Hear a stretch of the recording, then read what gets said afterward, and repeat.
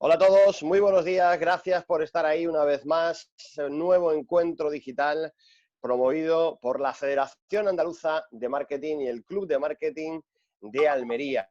Ya saben que estamos aprovechando este periodo, este tiempo de crisis sanitaria para escuchar, para dar voz a los profesionales y a las empresas más destacadas de Andalucía, para conocer en primer lugar cómo han abordado este tiempo y qué escenarios barajan para el futuro, para esa nueva realidad de la que todos hablamos pero que pocos conocemos.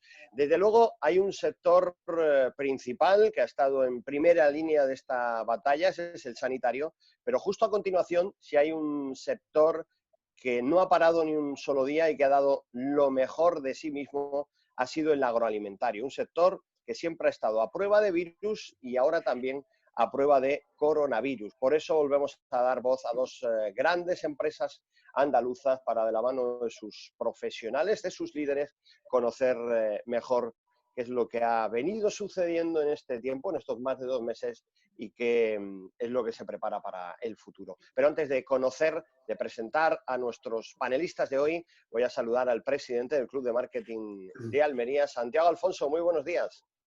David, buenos días y bueno, buenos días a todos los que estén ya conectados para atender, para seguir este interesantísimo conversatorio en el que, como bien dice, retomamos la temática del sector agroalimentario, perdón, como actividad esencial, crítica, diríamos, como se ha demostrado durante todo el periodo de confinamiento, pues, fruto del estado de alarma.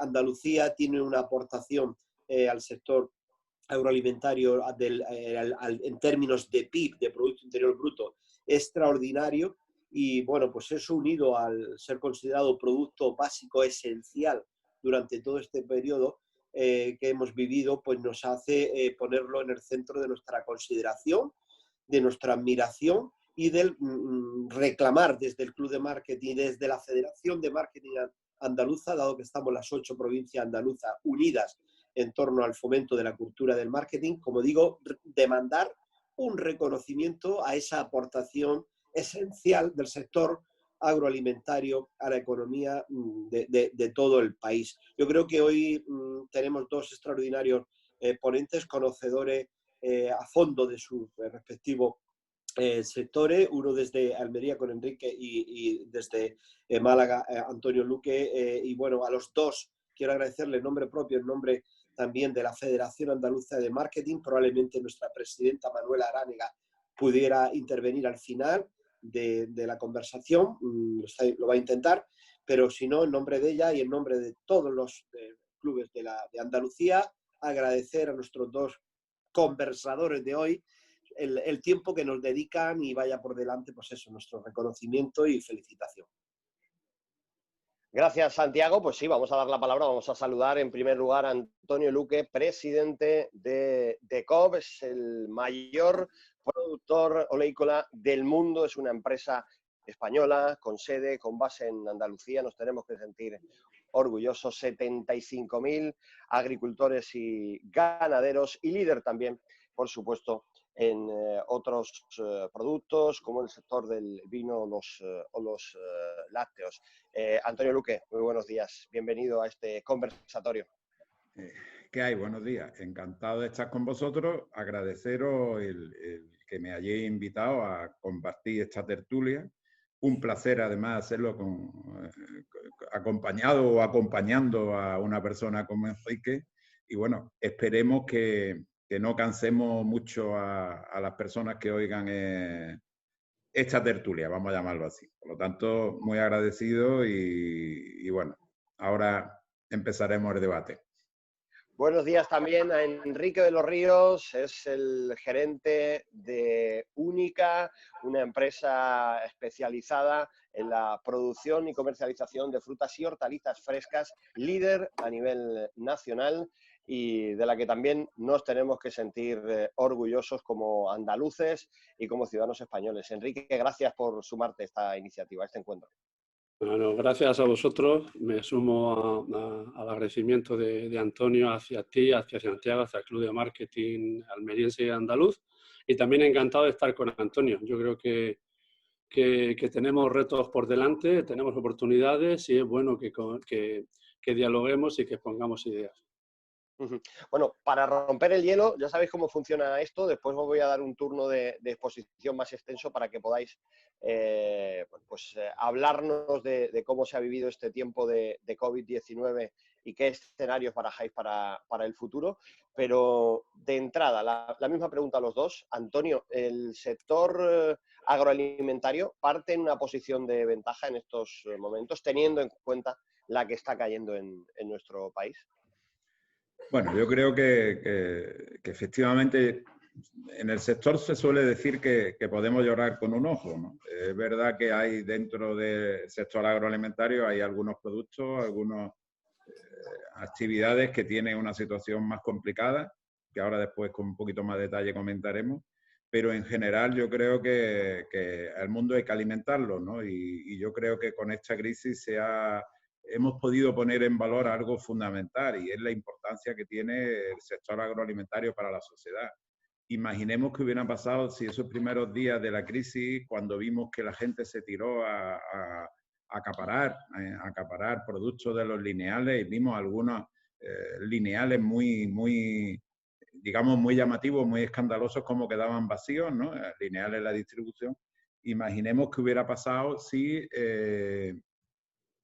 esos lineales no se hubieran podido llenar, ¿no? Yo con algunas personas de la distribución comentaba, hemos tenido en primer lugar una crisis sanitaria, evidentemente lo más grave, lo primero la salud, pero luego ha sido clave el poder alimentar a la población, ¿no? Y yo pienso que eso hay que utilizar esta situación grave que hemos atravesado para poner en valor el sector, valorizarlo y ser consciente de la importancia que tiene el sector. Enrique, la misma cuestión para ti en este caso. Pues sí, digamos que como si una vez más los focos de las circunstancias nos han puesto pues una condición, digamos, favorable, vamos, en el sentido de que frutas y verduras, en nuestro caso, pues ha sido, digamos, agraciada con el premio de que la gente tiene que seguir comiendo, tiene que seguir manteniéndose viva y además ha habido una concienciación hacia lo saludable y nada más saludable pues que los productos de las empresas que estamos hoy aquí, ¿no? Y bueno, el tema es que cuando se acaben los focos y la crisis pase y se nos quite las luces de encima y tal, si nosotros vamos a aprovechar las oportunidades que desgraciadamente la crisis nos está dando, que es que nos está poniendo en valor lo que nosotros no hemos podido hacer, habrá la redundancia en el marketing, ¿no?, que estamos hoy, lo que el marketing no ha podido hacer nos lo han dado las circunstancias, y cuando las circunstancias cambien, si nosotros vamos a seguir estando ahí defendiendo el valor de nuestros productos y nuestros agricultores, o vamos a dejar que pase la oportunidad y los ultraprocesados y el bollicao y quien sea, pues vuelvan a coger la cesta de la compra. Bueno, pues esto es una buena cuestión para plantear después de vuestro turno de exposiciones. Vamos a comenzar con Enrique de los Ríos, con Unicac Group. Creo que tiene preparada una presentación Enrique, así que le dejamos tiempo para que comparta pantalla. Ahí está, la estamos viendo perfectamente. Enrique, cuando quieras. Bueno, pues en primer lugar, brevemente, lo que es Unicac. Unicac es una cooperativa de segundo grado. Somos ahora mismo 22 cooperativas y bueno, esperamos facturar en torno a 500 millones de euros en esta campaña. Tenemos unos 100 productos, la mayoría de ellos productos frescos, 5.000 agricultores, 9.000 hectáreas de cultivo, 5.000 empleados en almacenes y 12.000 trabajadores en campo. Yo rápidamente, por ir un poco al grano, a veces dice, bueno, ¿qué es lo que más vale en una empresa, ¿no? Y de algún modo todos los que hemos estudiado escuelas de negocio y másteres y tal, muchas veces se nos meten, oye, no, el dinero, el talento, el activo, el pasivo, la estrategia, el liderazgo, los empleados, los costes bajos y tal. Pero realmente, y además en estas circunstancias, lo único, digamos que lo más relevante dentro de una empresa, sea la que sea, es que tenga un vínculo con el que tiene el dinero en el bolsillo y le puede dar la orden a su cerebro de que nos lo dé a nosotros o se lo dé a nuestra competencia, ¿no? Y tener ese vínculo activo y repetitivo, de modo que esa acción se produzca una vez tras otra, es lo único, es lo más importante dentro de una empresa, ¿no? Ese vínculo se construye en cosas que dependen de nosotros, como nuestra empresa, nuestra estrategia, nuestra capacidad de liderazgo y de gestión, y también se construye por aspectos que están fuera de nosotros, como legislaciones, competencias geopolíticas y sobre todo, por lo que tenga ese cerebro dentro, ¿no? Sus hábitos de consumo, ¿no? Y el marketing, que es lo único que depende de nosotros, que interactúa con ese cerebro. Y desgraciadamente muchas veces no se utiliza o se utiliza mal, ¿no? En las circunstancias estas del coronavirus, pues digamos que ese cerebro ha activado mucho más su parte emocional, sus decisiones se vuelven muy, muy emocionales y aparte de eso se le han restringido movimientos a esas personas, lo que ha provocado un cambio en los hábitos de consumo de las personas a las cuales nosotros le vendíamos los productos, ¿no? Digamos que lo que era ayer, por ejemplo, antes de la crisis, pues nosotros estábamos en la parte esta de que vaya sin plástico, el precio es muy relevante, que vaya cortado, que sea ecológico, tal. Y bueno, ahora dentro de la crisis, pues ha cambiado la cosa y ha cambiado hacia cosas, ¿no? El plástico que estaba demonizado, pues ahora no, porque mi seguridad está antes que otra cosa, ¿no? Y el plástico me protege. Ha habido un viraje hacia lo sano, hacia lo básico, hacia un valor percibido básico de los productos, ¿no? Hacia productos que tengan piel o hacia productos que vayan protegidos, envasados, tal. Y bueno, ahora estamos en esta situación, pero lo que nos preocupa no es tanto esta situación que sí, y sobre todo en el tema del marketing, que es lo que estamos hoy, sino, oye, ¿y mañana cómo van a ser esos hábitos de consumo? Porque si los hábitos de consumo han cambiado, van a seguir cambiando. Lo único constante es el cambio. Es decir, ¿cómo podemos mantener nosotros como empresa, el sector agroalimentario andaluz, ese vínculo con nuestro cliente final, ¿no? Y bueno, el mundo, como digo, ha cambiado. Antes, por decirlo así, en el mundo antiguo, en la prehistoria, hace 2 meses, pues el centro de gravedad eran las empresas, nosotros mismos, ¿no? Mi producto, mi dinero, a los empleados o a las personas que trabajan se les llama recursos humanos, a las personas que consumen se les llaman consumidores. El propósito es ganar dinero y solo ganar dinero. Estoy un poco teatralizando, un poco para abrir el debate. La gestión, la eficiencia, en fin, hay una serie de cosas ahí, lo racional, la seguridad y tal, y ahora el mundo ha cambiado. La persona que compra es el centro, tenemos que darle un propósito, decir, ¿qué problema soluciono yo a esa persona? El liderazgo debe someter a la gestión. Estamos sobregestionados en las empresas, ¿no? Y llenos de cuadros de mando y de controles. La cadena de valor a veces es una cadena de valores, ¿no? La economía tiene que solucionar problemas y aportar valor real en el entorno donde se desarrolla. No tanto competir, sino cooperar. Nos hemos vuelto vulnerables, además. Nos hemos vuelto emocionales. El cerebro de la persona que nos compra es muy, muy emocional.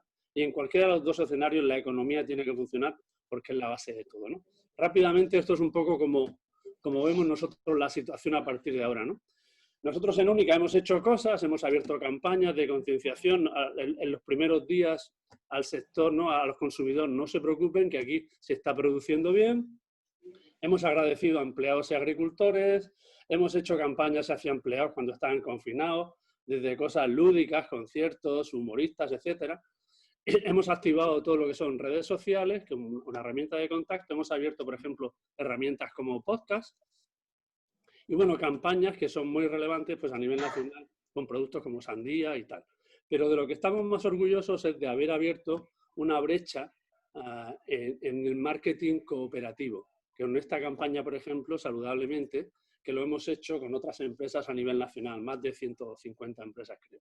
Y con esto acabo. Solamente quiero decir que el marketing y cualquier reto en general se puede abordar de 2 formas. Una, como un lobo solitario compitiendo entre nosotros, a ver quién mete más programas en las fiestas de mi pueblo y me anuncio más localmente y hago un marketing de autobombo, o haciendo un marketing cooperando y yendo a las oportunidades reales que nos abren, ¿no? Haciendo un marketing de frutas y verduras en Europa o de productos saludables en Europa o lo que sea, y ahí sí que, por muy grande que pensamos que sean nuestras empresas, no estamos en condiciones de matar el mamut nosotros solos. Necesitamos cooperar entre nosotros. Y con esto he acabado. Enrique, pues muchas gracias. Yo creo que muy interesante la exposición, además muy concisa. Te agradezco esa capacidad de síntesis que tienes. Y es el turno para el presidente de COD, para Antonio Luque.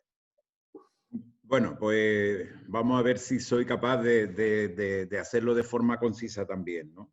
Empezar comentando DECOT, ¿no? DECOT también es una cooperativa de segundo grado que está constituida por 180 cooperativas. Nuestra principal actividad es el olivar, fundamentalmente aceite de oliva.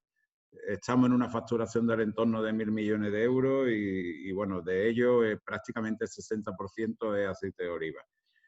Posteriormente tenemos una segunda actividad en importancia que es el aceituna de mesa, vinculada también al olivar. Luego tenemos una actividad en vino que empieza a ser importante, frutos secos también y algunos temas ganaderos, ¿no?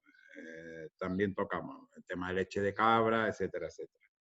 Tenemos, como bien has dicho, más de 70.000 agricultores y ganaderos, fundamentalmente de Andalucía, aunque también los tenemos de Castilla-La Mancha, incluso del País Vasco, en una cooperativa de vino. Y bueno, ¿qué hemos hecho? ¿Cómo nos ha acogido esta situación? Yo creo que lo comentaba antes, hemos tenido una primera crisis que es la sanitaria, pero una segunda crisis fue, yo creo que importantísimo, de abastecimiento, de dar tranquilidad a la población de que iban a tener sus materias que necesitaban más digamos, imprescindibles, alimentación y algunos otros productos, porque lo iban a tener a su disposición. Yo creo que ahí el sector agroalimentario español ha hecho un trabajo importante y bueno, ha funcionado, ¿no? Yo creo que es importante los comentarios que ha hecho Enrique porque tenemos que analizar qué va a pasar después de esta situación. Yo ahora comentaré mi opinión sobre eso también. Sí quería decirlo que nosotros, igual que Única, probablemente una de nuestras actividades importantes o de nuestro volumen de facturación, prácticamente a la mitad lo vendemos fuera de España, ¿no? Por lo tanto, al principio también una gran preocupación de cómo iba a funcionar todo el tema logístico y demás. La verdad que ha funcionado bien, la verdad que ha funcionado bien.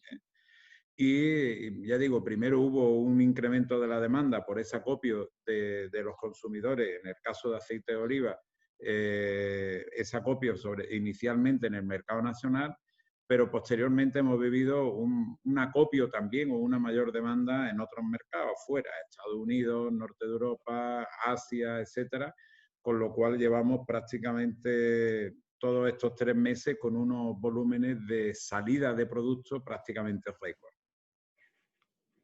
Sí quiero deciros que nosotros tenemos 2 compañías en las que tenemos un socio al 50%, 2 compañías que son las que llevan la actividad de envasado, una aquí en España, Mercaóleo, pero que abastece fundamentalmente no solo el mercado español, sino también norte de Europa y bueno, y otros países, y otra compañía, Pompeya, en Estados Unidos, ¿no? En Estados Unidos también ahora comentaremos un poquito cómo está afectando y cómo nos ha afectado el mercado. Yo creo que dentro de los productos agrícolas, como bien decía Enrique, ha habido algunos que le ha tocado un poquito más la lotería, como puede ser los productos frescos, fruta y hortalizas, sin lugar a dudas, y ha habido otro que probablemente también le ha tocado un poquito la lotería, que ha sido aceite de oliva, ¿no? Aceite de oliva se identifica a salud, ¿no? Y yo creo que en una crisis sanitaria todo lo que esté vinculado con la salud, pues lógicamente ha salido, entre comillas, beneficiado, ¿no? Dentro de este drama. Es verdad que tenemos otros sectores, y ya lo estamos notando, en donde el consumo era más importante, sobre todo en hostelería y restauración, que Enrique nos ha comentado. Lógicamente, hostelería y restauración no tengo que contaros cuál es la situación, pero la situación no solo en España, sino prácticamente a nivel mundial. Por lo tanto, pues imaginaros la aceituna negra en rodaja que se consume en pizzería, pues salvo la que van a domicilio, fijaros la caída de la demanda que hemos podido tener, ¿no? Entonces, todos los productos que van más específicos a hostelería y restauración, ya digo, caso de aceituna o caso incluso el vino o caso como algunos productos ganaderos, los ibéricos y demás, pues imaginaros lo que eso... bueno, cómo le está afectando al consumo y a esos productos. En cualquier caso, yo creo que cara al futuro, lo que decía Enrique me parece sumamente interesante. Mi opinión es que vamos a tener que poner en valor varias cosas claves, ¿no? Está claro que productos saludables sano, esa imagen de salud sano va a ser clave para el futuro. Yo acompañaría algo más origen, ¿no? Yo creo que todo lo que se vea como vinculado al origen, que viene directamente del origen, yo creo que se va a poder poner mucho más en valor en estos próximos tiempos, ¿no? Y evidentemente esos hábitos de consumo que están cambiando y que van a cambiar, habrá que ver también cómo afecta la nueva distribución. Es decir, hay que pensar qué va a pasar. Nosotros, por ejemplo, la marca nuestra en Estados Unidos es la marca líder en aceite de oliva en Amazon, ¿no? Y bueno, hemos visto cómo se han disparado las ventas en Amazon de una manera espectacular, ¿no? Es decir, ese nuevo mecanismo de distribución, ese nuevo sistema de logística es otro tema que tenemos que tener en cuenta. Y yo, para ir terminando, está claro que desde DECOS también hemos hecho una serie de trabajo con nuestros socios en primer lugar, pero también con nuestros trabajadores. Hay que pensar, cuando tienes fábricas con cientos de personas, nosotros tenemos en total 800 personas trabajando en nuestras fábricas, y bueno, pues se genera este miedo a estar trabajando mientras todo el mundo se queda en su casa todo el día. Pues bueno, ha habido que hacer una gestión de motivación con los trabajadores, ha habido que darle tranquilidad, aparte de todas las medidas de seguridad, etcétera, etcétera, que hemos tenido que tomar. Pero la verdad es que estamos muy orgullosos de cómo han contestado. Y evidentemente con nuestros socios también, porque nuestra gente, pues trabajando en el campo y demás todos los días, también ha habido que hacer un trabajo así ahí. Y yo quería terminar con algo con lo que ha terminado Enrique, que yo creo que es clave cara al futuro, ¿no? Yo creo que este tiempo en esta crisis, en esta pandemia, en este tiempo que hemos estado confinados, pues hemos tenido un poquito más de tiempo para pensar, ¿no?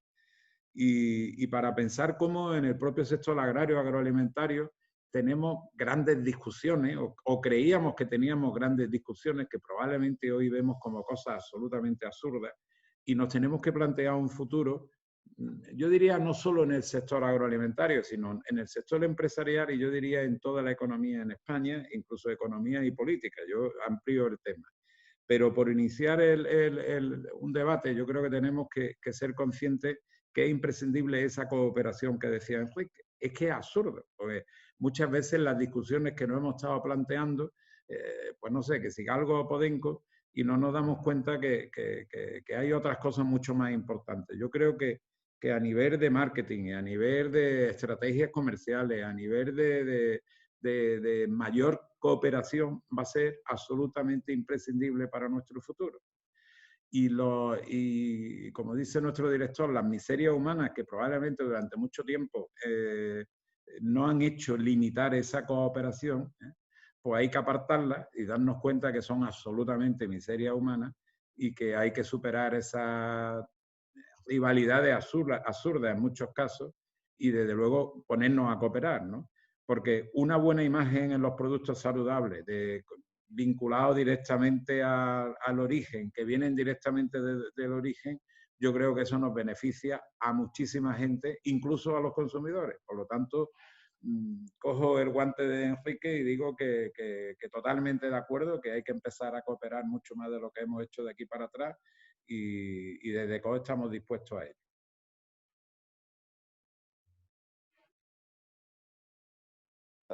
Ahora sí, creo que es un muy buen punto de partida esto que nos plantea Antonio en el final de su conversación, y nos planteaba también hace un momento Enrique de los Ríos, la cooperación.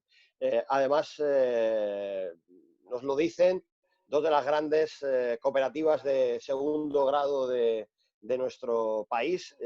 Yo, si os parece, por empezar por aquí, les recuerdo a todos los que nos siguen que pueden ir haciéndonos llegar sus preguntas por escrito. Vamos a tratar de trasladarlas todas. Ya hay algunas que iremos poniendo sobre la mesa, pero ¿qué hace pensar que ahora sí se va a poder cooperar, que se van a romper bueno, pues esas dificultades que existían hasta ahora a la hora de comunicar como sector conjuntamente y sobre todo algo muy importante, tratando de llegar directamente al consumidor sin intermediarios. Enrique. A ver, yo creo que como bien dice Antonio, en esta crisis como que se nos ha caído una capa de tontería, ¿no? Y como que estábamos aquí haciendo como una especie de juego de tronos, ¿no? Como estábamos, a ver, quítate tú para ponerme yo y tal y cual, pero esta crisis ha sido como si nos dan un palmetazo en la espalda y dices, quieto parado, ¿no te das cuenta de lo que está pasando? El mundo, Andalucía, es el líder mundial en producción de aceite de oliva, es el líder mundial en producción de fruta y verdura. Tenemos una oportunidad fenomenal, el consumidor quiere nuestros productos, lo valora, y no estamos cooperando para venderlo en conjunto, seguimos cada uno en nuestro pueblo, con nuestra... No, estoy un poco haciéndole, porque no es así.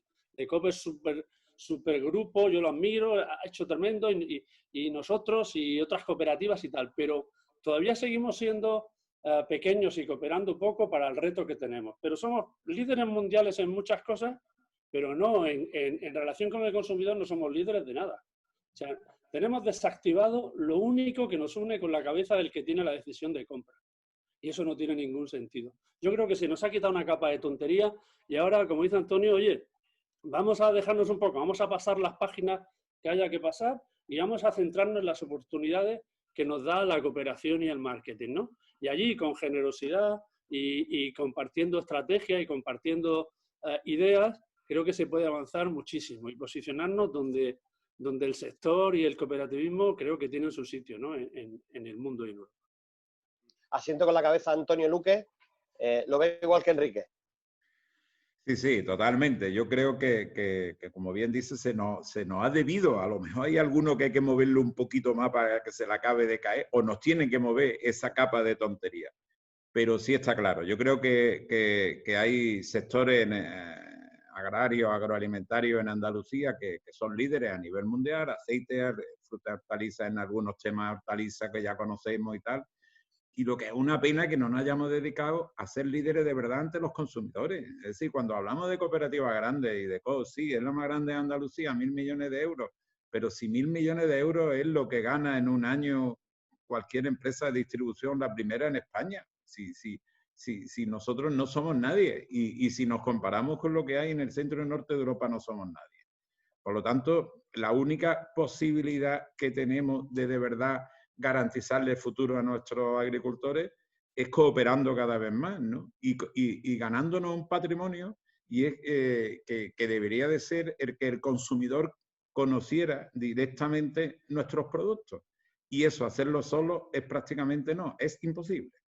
Por lo tanto, la única manera es cooperando. ¿Por qué cuesta tanto?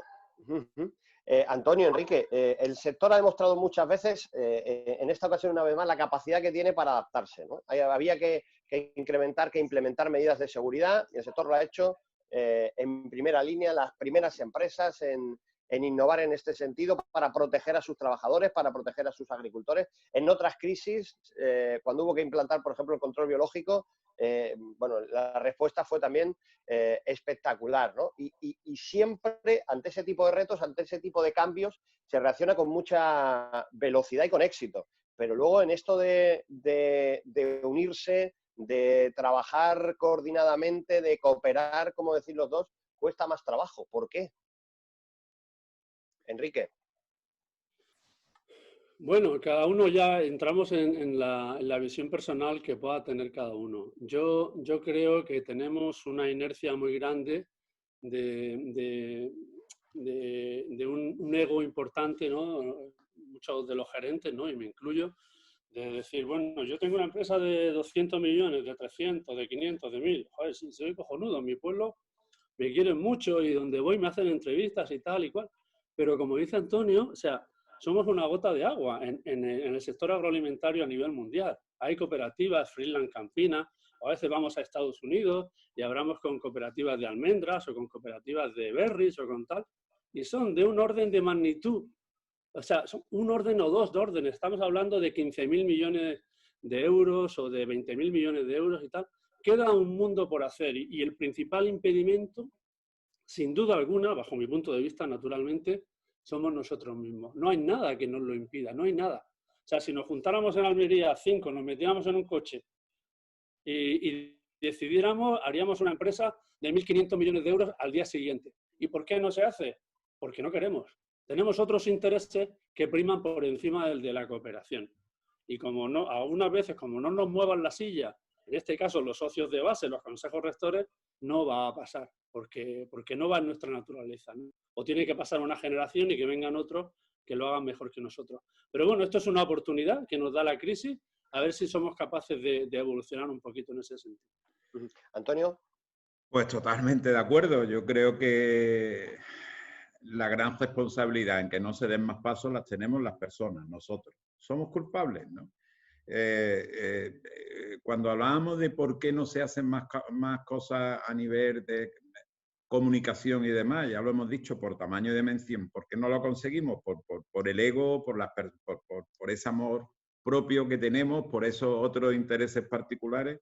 Incluso, bueno, nosotros como DECO hemos sufrido en los últimos, digamos, en el último año ser el más grande en un sector como el del aceite de oliva o en cualquier otro, Enrique, te tocará también. Hemos sufrido todos los ataques de un montón de gente que hemos dicho, pero ¿por qué, Dios mío? Es decir, aquí cuando alguien se dedica a hacer algo, el objetivo es a intentar quitarlo del medio, que desaparezca. Y nos han culpado de todos los males del mundo. Yo he llegado a decir públicamente en Jaén, en algún desayuno, tal, oye, os aseguramos que yo personalmente y en mi empresa no fuimos los responsables de la muerte de Manolete, porque es que nos habéis culpado de todos los males del mundo. Bueno, dicho eso, esperemos que esta crisis, como bien dice Enrique, pues le sirva o nos sirva a todos. Vamos a ponernos, darnos cuenta de que hay tanto por hacer y que hay tantas posibilidades. Yo cuando hablamos de comunicación y marketing, yo hace tiempo que no veo ese listado, pero hace unos años que lo veía y eso no ha cambiado. Cuando lo importante que es el aceite de oliva en nuestro país, veía que se invertía mucho menos en publicidad, por ejemplo, en España, en aceite de oliva, que en alimento para gatos, ¿no? Pues, bueno, ¿y eso por qué? Porque en España no hay ninguna empresa con tamaño, con dimensión grande, que tenga capacidad suficiente, pues para invertir lo que hay que invertir en comunicación, marketing, etcétera, en un producto que vamos diciendo por ahí que somos líderes porque producimos más que nadie a nivel mundial. Como bien decía Enrique al principio, somos líderes a nivel mundial de producción, sí, pero no somos líderes en comunicación al consumidor, no somos líderes en tener el gran patrimonio que debería ser el contacto con el consumidor. Y eso es culpa nuestra. Esperemos que el virus nos haya quitado esa capa de tontería que me encanta, Enrique, lo diré, y diré que ha sido idea tuya, ¿eh? No, ojalá. Bueno, ojalá que sí. Nos dice Juan Pablo. Me gustaría apuntar, ahora que no nos oye Cosentino, que ellos invierten en marketing 70 millones de euros, invierten 10 veces más que todo el sector de frutas y verduras de España, que factura 12 o 13 veces más que ellos. O sea, estamos fuera. Una buena reflexión que además viene a colación de lo que nos plantea en una pregunta Juan Pablo, que nos dice que si no solo es un problema de visión, sino también de una inversión en marketing. Yo creo que con vuestras exposiciones queda contestada esta pregunta. Y Pepe Plaza, desde Canal Sur, periodista de Canal Sur, nos dice que lleva 20 años oyendo hablar de la unidad, de la unión del sector, pero que si el problema no es realmente que somos demasiado localistas, Antonio. Espíritu, se refiere a espíritu. Quería decirle que no llevamos 20 años. A mí me pasó una cosa muy curiosa hace 10 años. Y estábamos en una reunión, un grupo de cooperativas, agricultores en Córdoba, y hubo una persona que leyó un artículo, ¿no?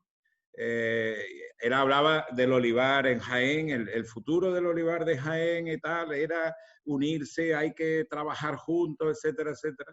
Y era un artículo del periódico de algo así como en el 1925, por lo cual llevamos algo más de 20 años, porque cuando el discurso es el mismo, ¿no?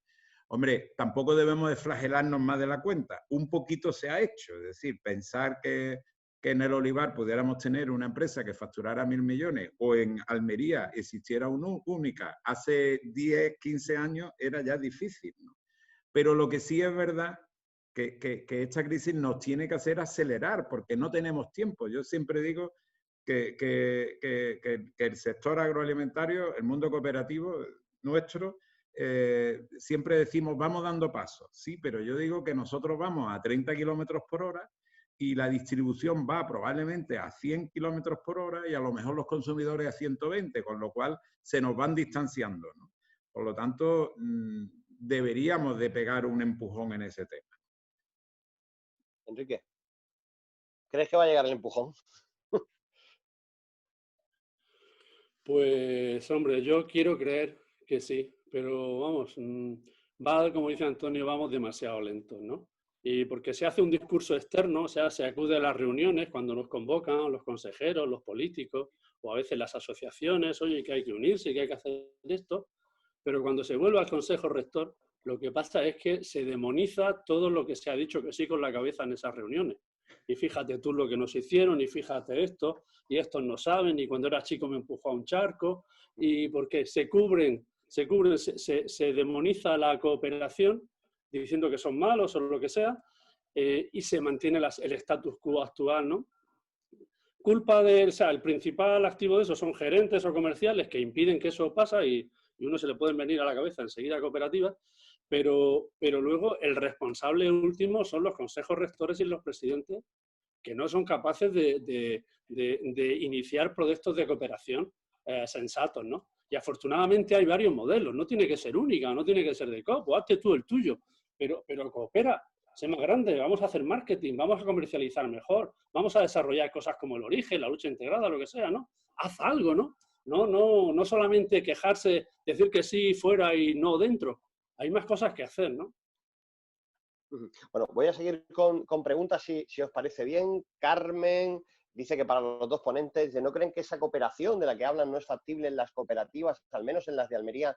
Dice, por lo que conozco de cooperativas, en Almería esa cooperación es imposible, tal vez porque no se ha promocionado debidamente lo que es el cooperativismo. No sé lo que opináis.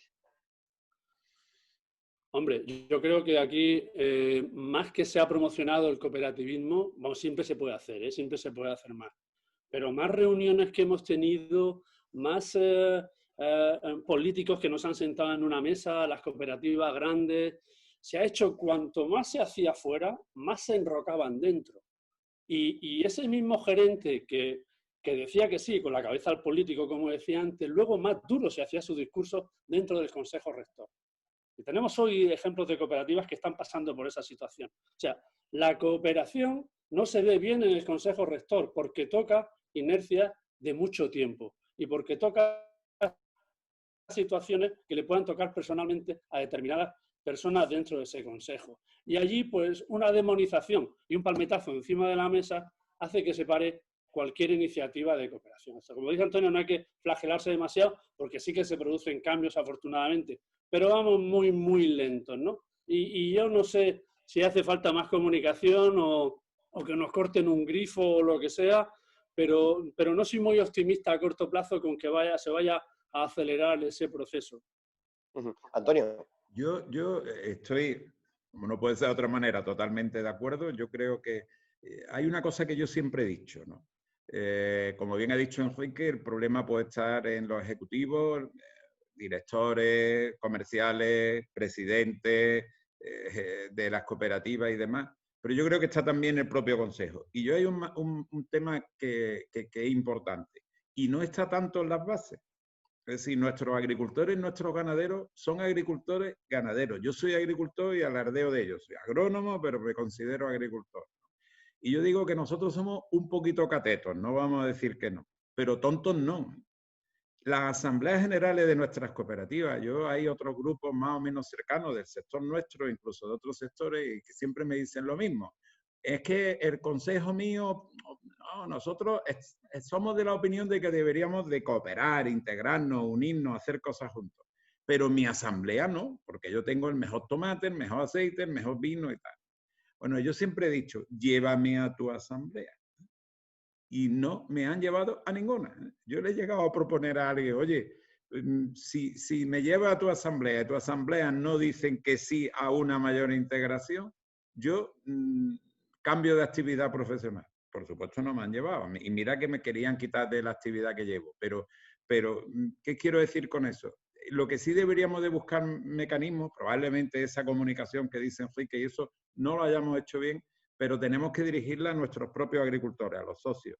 Los socios de base lo tienen bastante más claro que nuestros consejos, nuestros presidentes, nuestros gerentes, en muchos casos. Hay otros que no, pero en la mayoría de los casos seguro que esa base social lo tendría mucho más claro cuando se explica el tema.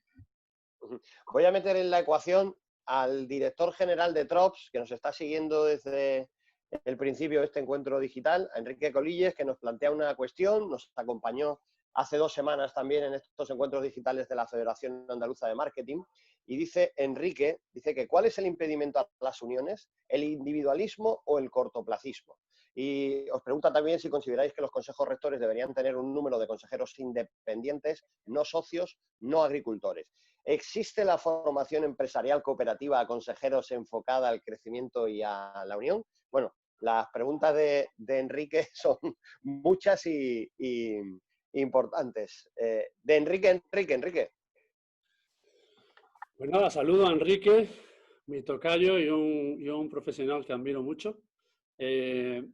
Bueno, para mí, otra vez, el principal impedimento no es que seamos individualistas, es que tenemos intereses particulares en que no se produzca la cooperación.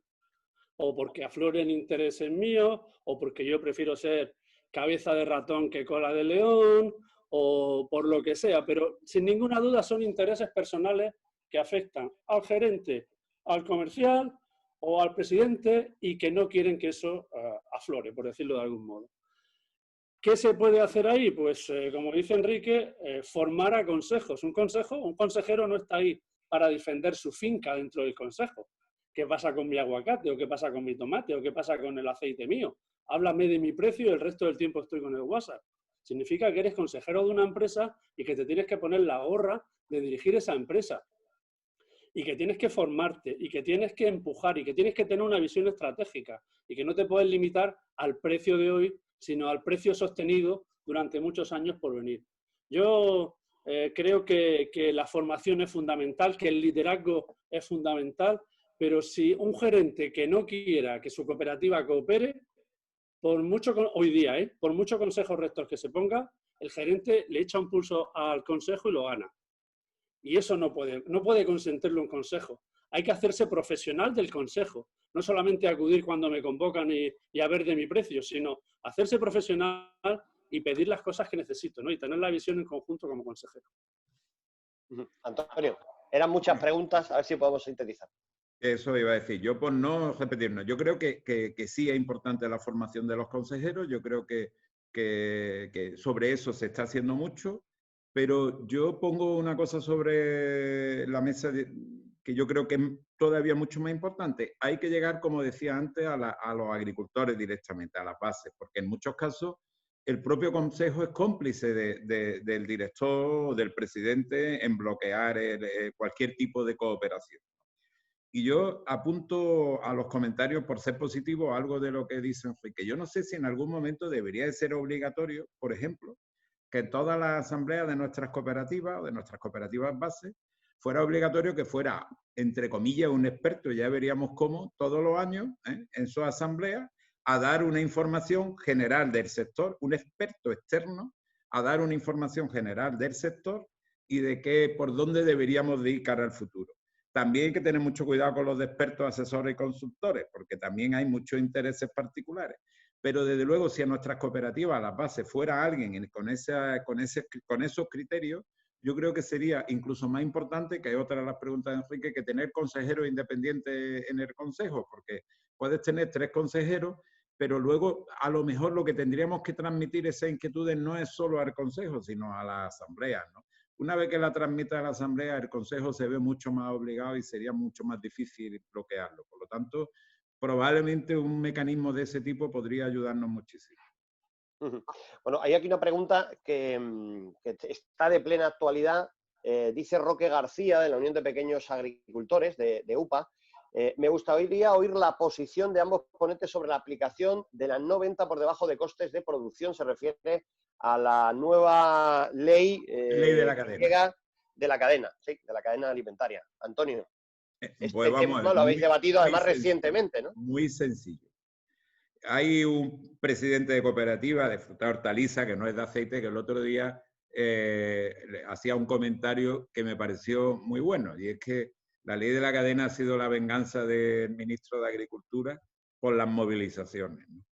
Y me explico, ¿eh? Yo sé que las organizaciones agrarias, UPA, COA, SAJA, están defendiendo a ultranza la ley de la cadena. Bueno, pues la ley de la cadena tal y como está ahora es absolutamente inaplicable, ¿eh? Y puede servir para algo muy negativo, ¿eh? Y eso yo se lo he transmitido personalmente al ministerio y se lo he transmitido a más gente, ¿no? Puede servir para algo muy negativo, y es que en un momento en donde hace falta que se nos caiga la capa de tontería y que nos cojamos todos los de la mano y empujemos en una dirección fundamental para el futuro de nuestros sectores agroalimentarios, vamos a empezar a pelearnos por si son galgos o podencos, y además sin solución. Ejemplo, tenemos un mercado del aceite de oliva por otros problemas, además de por el problema de la crisis de coronavirus que le ha afectado, un mercado muy complicado, por debajo de costes de la mayoría o de mucha gente, y bueno, muy difícil de gestionar. Hay una serie de cosas que pueden hacerse que podrían mejorar. Tenemos un precio del aceite de oliva que puede estar entre 1,70, 1,90, menos de 2 euros. Vale. Y yo pregunto una cosa muy clara. Nosotros que tenemos un montón de miles de agricultores, nosotros tenemos agricultores que tienen de coste por debajo de 1,90 o de 1,80. Pero muchos agricultores muy eficientes, etcétera. Y tenemos una mayoría de agricultores que tienen de costes por encima de 2 euros o 2,5 euros. Yo pregunto, según esa ley, ¿qué hago? ¿Le digo a los agricultores que tienen costes más altos, tu aceite no se vende? ¿Y eso significa que en un producto que durante un tiempo puede haber excedente, va a sobrar el excedente de aquellos agricultores que tienen costes más altos? Estamos generando un drama mucho más grande, ¿no? ¿Cómo se aplica eso? Yo creo que es muy difícil, ¿no? Nosotros lo único que hemos dicho, y lo hemos dicho en la organización de cooperativas, aquí el problema que hay es que nadie se atreve a ser el primero en decir estos problemas, pero es que el problema lo hace que es inaplicable la ley. Ya digo, si hay una serie de agricultores que tienen costes mucho más altos en el aceite de oliva que otros, y me imagino que en otros productos igual, pues ahora, ¿qué hacen esos agricultores? ¿No venden su producto o lo guardamos? ¿Qué hacemos? O incluso cuando hay otros países que producen y que no tienen los controles que tenemos nosotros, productos mucho más baratos, ¿qué hacemos? ¿Qué hacemos? Enrique. Enrique, ¿qué hacemos? Bueno, yo estoy de acuerdo con Antonio. Yo creo que ante la crisis que hubo de precios a principios de año y tal, las manifestaciones, pues esta ley parecía, bueno, las modificaciones que se produjeron en el mes de febrero, parecía que era la solución, e incluso o sea, es políticamente correcta, porque dice, hay un problema, pues sacamos una ley de precio mínimo de la cadena y tal, y ¿dónde está el problema? Pero claro, es que cuando te pones a analizar la ley, como dice Antonio, en primer lugar es inaplicable, porque los costes varían durante la campaña, y hay agricultores más productivos y menos productivos, y unos son de una lóndiga, y unos son de una cooperativa, y unos son privados. Cada uno tenemos nuestros costes. Ya hay un problema de que no se puede aplicar porque no sabemos cuáles son los costes, ¿no? Alguien tendría que decir, no, los costes son estos. Bueno, ¿y si yo los tengo más altos? ¿Qué pasa? ¿No puedo, tengo que perder dinero o tal? Luego, imagínate que seamos capaces algún día de establecer los costes, ¿no? Y si viene Marruecos, como decía Antonio, y ahora dice que él tiene los costes más bajos, ¿qué pasa? ¿Qué pasa con nosotros? Y luego que es un marco de aplicación española, no es europea, y nosotros vendemos el 85% fuera de esa ley, por decirlo así, con lo cual nuestra afectación es muy limitada. Yo creo que lo que necesitamos es tener algo mejor que esa ley, o sentarnos y cambiarla y hacerla que sea factible. Lo que el agricultor necesita efectivamente es mayor protección, pero no necesariamente meternos en una ratonera, en un laberinto, que no sepamos dónde ir y que sindicatos, cooperativas y empresas nos tiramos los trastos a la cabeza, como dice Antonio, si esto es así, basado. No, tenemos que hablar claro, sentarnos en una mesa, poner las cosas encima y no entrar en diatribas, sino en soluciones eficaces. Bueno, pues respondida esa cuestión, gracias a Roque, vamos con más preguntas, si os parece. Dice por aquí Juan Pablo desde Hispatec, el sector no tiene la paciencia de hacer un trabajo a largo plazo sobre el consumidor para que éste presione a la cadena hacia determinadas marcas. Coplaca lo hizo bien porque se unieron, pusieron mucho dinero y aguantaron el tiempo suficiente para crear una marca para un solo producto. En el caso almeriense hablamos de tal cantidad de productos que hay que apelar la forma de producirlos y eso hace aún más intangible el trabajo a realizar y por lo tanto requiere de más tiempo y más dinero. Bueno, es una reflexión más que una pregunta en este caso. No sé si Enrique, como está enfocado en Almería, quiere añadir algo ahí al respecto a esa cuestión. A ver, yo creo que el marketing no es solamente hacer una marca de un producto. Esto es como, eso es un instrumento dentro del marketing. Yo creo que el sector de fruta y verdura y el aceite de oliva también, tenemos un factor que es nada más que con que impulsáramos todos los sectores de productos sin etiqueta y productos ultrasaludables, como puede ser el aceite de oliva, impulsáramos el consumo sano, sin entrar en ningún producto en concreto, si es un tomate, es aceite de oliva o es lo que sea, nada más que ese marketing haría un impulso tremendo por succión a todos los sectores que producimos de manera saludable. El marketing que debemos hacer no se basa en una marca de un producto, se basa en estructurar las capas que haya que hacer. En Europa podemos hacer un marketing genérico, en España podemos hacer un marketing de otro tipo. Luego yo puedo tener mi marca, por supuesto que sí, puedo tener y debo tener una marca potente, pero no es una cosa, no quita la otra y no podemos hacer parálisis por análisis. Es decir, como no puedo hacer marketing de una marca porque tengo muchos productos, en consecuencia no hago ningún marketing. No. El marketing es lo único que no une con la cabeza del consumidor final. Y por eso tenemos que ser creativos. Tenemos herramientas, tenemos la Unión Europea a nuestra parte.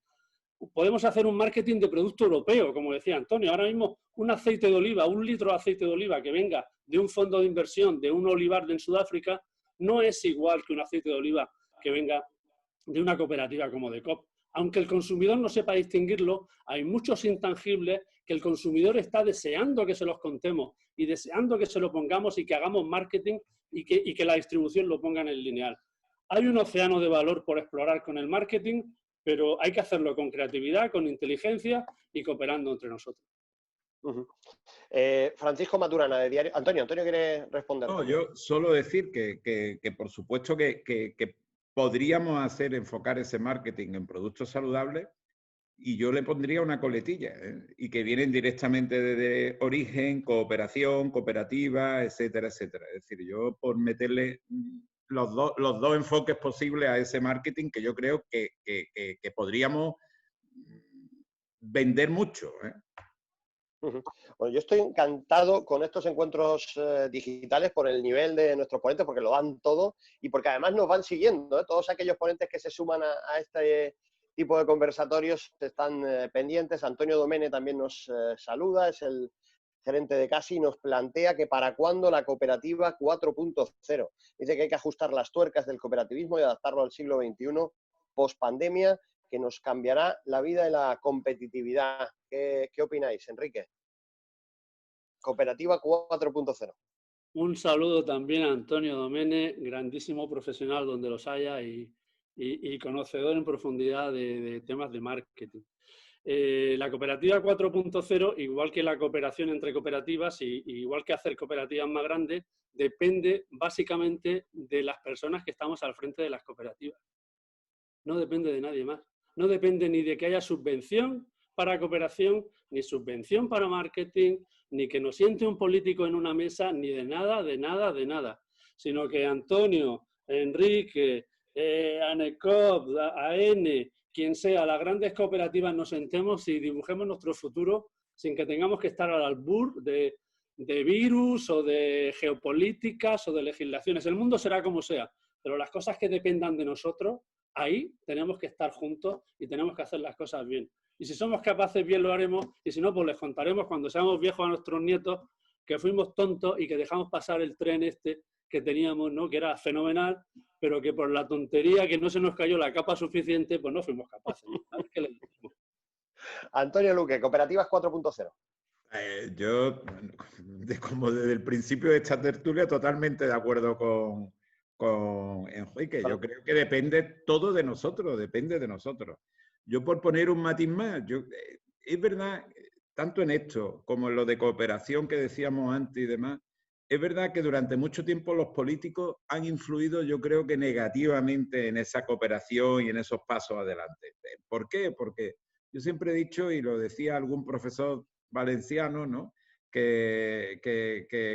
Bueno, pues a ver qué alcalde no quería, pues la torre de su iglesia o su cooperativa de su pueblo. Aquí en cada pueblo había que tener una cooperativa y la mejor del mundo mundial y todas esas cosas, ¿no? Pero yo creo que en los últimos tiempos la situación en los políticos ha cambiado. Es verdad que poco a poco y cuesta trabajo y muchas veces nos intoxican un poquito, ¿no? Pero en definitiva todo depende de nosotros. Es decir, no debemos de culpar a nadie, ¿no? Y ese poquito de tontería de la capa que nos quede, pues Enrique, tenemos que darle 2 palos a ese poquito, o tenemos que darnos 2 palos en ese poquito de tontería que nos quede, porque de luego tenemos que dar todos esos pasos, ¿no? Y aprovecho para saludar a Antonio y a Enrique, antes que no lo hice, Colilla, que bueno, como bien has dicho tú, son 2 magníficos profesionales de los buenos que tenemos en Andalucía, que son varios, y además de los que estamos convencidos que creen en esto que estamos diciendo. Bueno, pues ahí queda también esta respuesta. Nos pregunta Fran Maturana, de Diario de Almería, nos recuerda que el año acabó con las protestas de los agricultores, que empezó también con esas protestas. Eso se traduce en que existe un malestar generalizado, y que si eso se ha terminado, ¿creéis que se ha terminado de abordar? Si es algo que volverá a surgir, a despertar, porque parece que se ha quedado aparcado por todo esto de la COVID-19, pero que podría no estar resuelto. Enrique.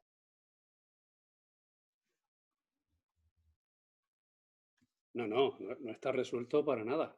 Esto en cuanto a cambio, si no estamos haciendo bien las tareas, pues ahora me favorece, me va bien, ¿no?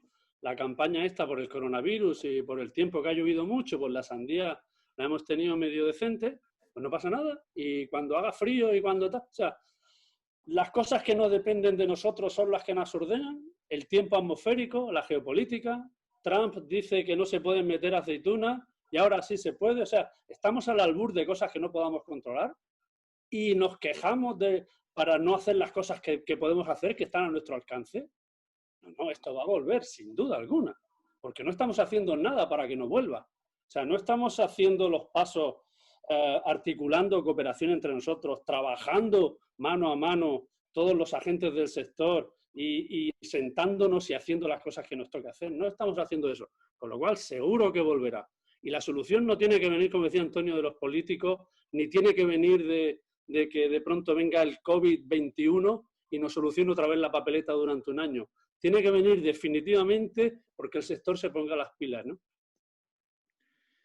Antonio. Totalmente de acuerdo. Yo incluso el sector hortofrutícola pues ha mejorado con la situación de la crisis. En el sector del olivano, en aceite de oliva en concreto, estamos viviendo una crisis de precios que sigue siendo muy complicada, ¿no? Y las soluciones a ese problema no va a estar en la ley de la cadena. Las soluciones a ese problema, pues bueno, a corto plazo hay algún mecanismo que habría que utilizar, pues un producto no perecedero, que podemos tener años con excedente y años con déficit. Bueno, hay algún mecanismo que sí tienen que conseguir nuestro ministerio, nuestro gobierno en Bruselas para regular eso, pero lo más importante es que tenemos que ser conscientes de que tenemos, en el caso del olivar, un cultivo que está creciendo mucho en plantaciones y está creciendo porque hay otros sectores que tienen una crisis más complicada, como es el de los cereales. Y bueno, eso significa que hay que hacer muchas cosas, ¿no? Entre otras, pues probablemente trabajar en cómo ser mucho más eficientes los agricultores. Todo el que pueda transformar y mejorar su plantación para ser más eficiente lo tiene que hacer. Probablemente existirán una serie de plantaciones que hay que procurar que sean lo menos posible y que sea un porcentaje pequeño de la producción, que puede ser un 10, un 15%, que no se puede mejorar, que no pueden ser más eficientes, y eso sí hay que intentar diferenciarlo como aceite ecológico, con mayor valor, etcétera, etcétera, pero eso no puede ser el 80% de la producción, tiene que ser un 10, un 15%, y para eso es absolutamente necesario trabajarlo todos unidos, porque lo que va a ser muy complicado, nosotros tenemos una empresa en Estados Unidos hoy con la marca Pompeya, que es la marca líder en el mercado americano, tenemos un 20% de cuota de mercado en el segmento de virgen extra con marquista, y nosotros podemos crecer tremendamente en vender a lo mejor aceite ecológico, ¿no? Pero lo que está claro que no podemos hacer es 100 proyectos o 500 proyectos de aceite ecológico en el mundo. Es decir, esa mayor cooperación es absolutamente imprescindible. Como no demos ese paso y aprovechemos esa mayor cooperación pues, para hacer ese marketing que hace falta y vender estructuralmente mucho más nuestros productos en el mundo, va a ser muy difícil solucionar el problema de precios de una manera estable. Bueno, hay muchas más... Sí, Enrique. Porque a veces lo dijimos en la otra reunión y me pareció... Yo a veces yo tengo a Cosentino muy metido en la cabeza, ¿no? Y lo tengo aquí de referente, ¿no? Y digo, si esta empresa pasara por una crisis similar a la que hemos tenido nosotros, ¿saldría a manifestarse por las calles de su pueblo? Si tiene un problema con Donald Trump, o tiene un problema con el consumidor final, o tiene un problema de cambio, ¿saldría ahí a las calles de Cantoria, a la plaza, a manifestarse? ¿Qué solución le aportaría eso? Aquí tenemos que hacer lo que tengamos que hacer donde sea. Y no hacernos, yo ya he hecho bien el trabajo porque me he manifestado por las calles de mi pueblo. No. Pues bueno. No sé si Santiago, nuestro presidente, quiere responder por alusiones. Por alusiones. Bueno, efectivamente, la verdad que me parece una reflexión muy oportuna la que hace Enrique, bueno, apelando a esa necesidad de luchar por lo que es de uno, por lo de un sector me refiero, ¿no? Y hacerlo con garras, ¿no? Nosotros ante esta situación pues de aranceles y demás, hemos tenido que movernos y luchar en los distintos ámbitos diplomáticos, a nivel embajada, oficinas comerciales y demás, a nivel de los ámbitos de lobby de Washington, etcétera, porque cuando un mercado tiene un peso tan esencial como el caso norteamericano, para de casi el 60% del ingreso del grupo, pues imaginad lo que hubiese hecho falta hacer, ¿no? Lo hemos hecho y creo que gracias a eso pues hemos conseguido una situación no excesivamente negativa para nuestros intereses, ¿no? Creo que los sectores tienen que hacer lo que esté a su alcance para hacer valer esa posición, ¿no? Y bueno, pues me ha escrito nuestra presidenta Manuela Aránega que el viaje que estaba haciendo por coche y tal, pues fin, que no ha calculado bien los tiempos, pide disculpas y que en su nombre pues agradezca a los dos ponentes, a los dos tertulianos, como le gusta a Antonio decir, conversadores en nuestra terminología, pues por la brillante aportación que han hecho. Ha sido muy interesante y yo creo que de verdad que sacamos ideas muy, muy positivas y aquellas personas que no han podido seguir en directo esta conversación, pues a partir de esta tarde que esté el vídeo subido a la web, tanto del Club de Marketing de Almería como de la Federación Andaluza, van a poder disfrutar de la misma. Dar las gracias a Antonio, Luque y a Enrique de los Ríos. Muchísimas gracias y bueno, espero que volvamos a encontrarnos y a repetir en otro foro otro día, David. Pues seguro que sí. Gracias de verdad, Santiago Alfonso. Gracias a Antonio, Luque, a Enrique de los Ríos. La Federación Andaluza de Marketing tiene como objetivo aportar valor a nuestra comunidad y creo que a través de vuestro talento, de vuestras exposiciones y también de lo que representan vuestras empresas para Andalucía, pues con encuentros de este tipo contribuimos a aportar valor a todos los que tienen a bien seguirnos desde esta plataforma. Así que tengáis un buen día, Antonio, Enrique, nos vemos pronto, y que sea con contacto físico, que los seres humanos también lo necesitamos, también esto nos diferencia. Muchas gracias, de verdad. Muchas gracias. Gracias a vosotros. Gracias, buen día. Abrazo. Hasta la próxima convocatoria. Gracias y recordad que aquí tenéis la Federación Andaluza de Marketing, el Club de Marketing de Almería y todos los que hay en las diferentes provincias de Andalucía a vuestra entera disposición.